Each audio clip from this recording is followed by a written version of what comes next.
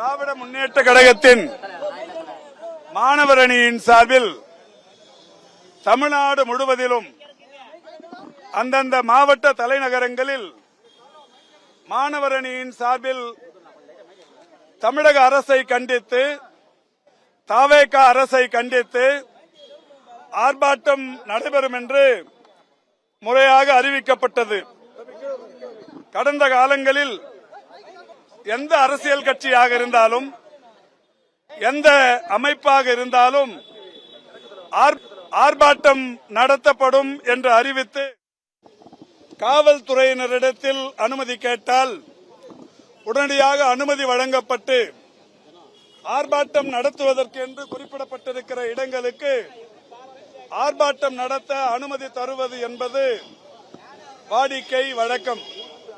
அந்த வகையில் சென்னையை பொறுத்தவரை ஒருங்கிணைந்த சென்னை மாநகர திராவிட முன்னேற்ற கழக மாணவர் அணியின் சார்பில் எழும்பூர் ராஜரத்னம் ஸ்டேடியம் அருகில் ஆர்ப்பாட்டம் நடத்த வேண்டும் என்கின்ற வகையில் வேண்டுகோள் விடுக்கப்பட்டு விருப்பம் தெரிவிக்கப்பட்டு காவல்துறையினரிடத்தில் அனுமதி கோரப்பட்டது.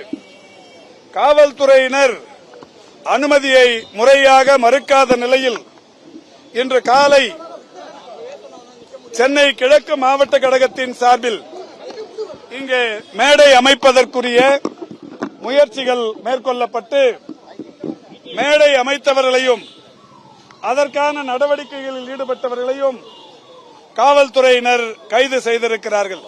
ஃபுல் மூன் சேல் காலை 9 மணியிலிருந்து இரவு 12 மணி வரை ஜூன் 29 ஒரு நாள் மட்டும். இந்த நிலையில் சென்னையின் பல்வேறு இடங்களில் இருந்து இந்த ஆர்ப்பாட்டத்தில் கலந்து கொள்வதற்கு திமுக கழகத்தை சேர்ந்தவர்கள் சாறை சாறையாய் அலையாய் வந்து கொண்டிருக்கிறார்கள்.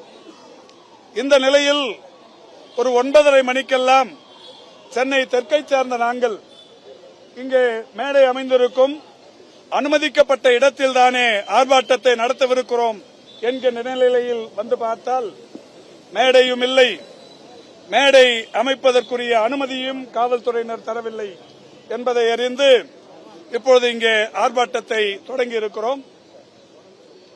சென்னையின் பல்வேறு பகுதிகளில் இருந்தும் இன்றைக்கு இந்த ராஜரத்னம் ஸ்டேடியத்தை நோக்கி திமுக கழக மாணவர்கள் இன்றைக்கு வந்து கொண்டிருக்கிறார்கள். இந்த ஆர்ப்பாட்டத்தை பொறுத்தவரை ஏதோ புதிதாக அமைந்திருக்கிற தவேக அரசை வேண்டுமென்றே நெருக்கடிக்குள்ளாக்க வேண்டும் என்கின்ற நிலையில் நடத்தப்படுகின்ற ஆர்ப்பாட்டம் அல்ல. பத்திரிகை மற்றும் ஊடகவியலாளர்களுக்கும் தமிழ்நாட்டின் பொதுமக்கள் அனைவருக்குமே மிக நன்றாக தெரியும். கடந்த 1.5 மாத காலத்தில் தமிழ்நாட்டில் சட்டம் ஒழுங்கு எந்த அளவுக்கு சீர்குலைந்திருக்கிறது, சட்டம் ஒழுங்கு எந்த அளவுக்கு கேள்விக்குறியாக இருக்கிறது. அதேபோல் மின்சார தட்டுப்பாடு இன்றைக்கு நேற்றைக்கு கூட இயக்குனர் திலகம் பெருமதிப்பிற்குரிய பாக்யராஜ் அவர்கள் தமிழ்நாட்டின் திரைத்துறை வரலாற்றில் ஒரு மிகப்பெரிய ஜாம்பவான்.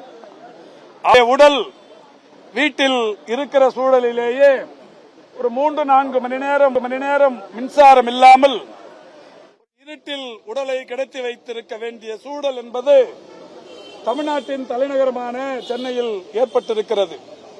இப்படி சென்னையில் அதிமுக அலுவலகம், திமுக அலுவலகம் என்று மட்டுமில்லாது பனையூரில் இருக்கிற ஆளுங்கட்சியின் அலுவலகத்திலேயே மின் தட்டுப்பாடு ஏற்பட்டு மிகப்பெரிய அளவிலான அல்லலுக்கு எல்லா தரப்பினரும் ஆளாகி வருகிறார்கள்.